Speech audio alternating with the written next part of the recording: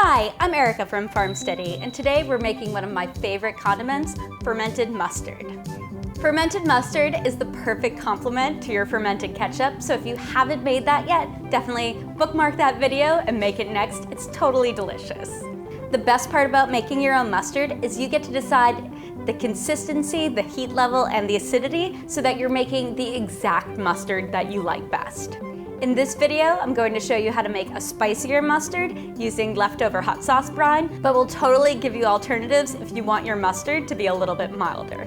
And if you love all things fermentation, and I really hope you do, please check out FarmSteady.com for great kits and recipes, and subscribe to this channel, and we'll keep coming out with more videos for kraut, kimchi, fermented hot sauce, condiments, and more. But right now, let's get started and make some mustard. For this recipe, you'll need 1 cup of yellow mustard seeds, 1 cup of brown mustard seeds, and 2 tablespoons mustard powder. You'll also need 1 to 2 cups of hot sauce brine for a spicy mustard, or you can sub in kraut brine or WHEY for a milder mustard. Combine that with 2 to 3 cups of water,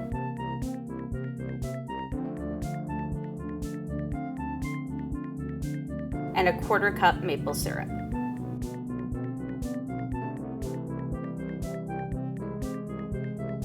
Perfect.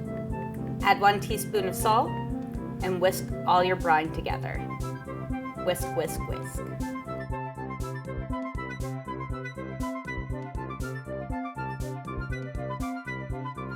In a 1/2 gallon fermenter, add in all your dry ingredients.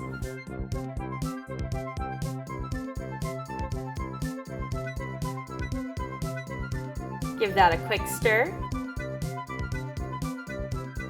and then pour over your brine.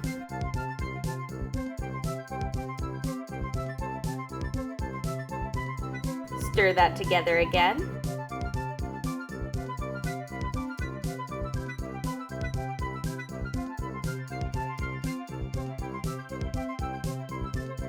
Then top with your lid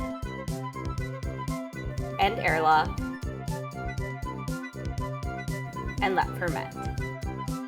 After just 2 to 3 days, your mustard's done and ready to be blended.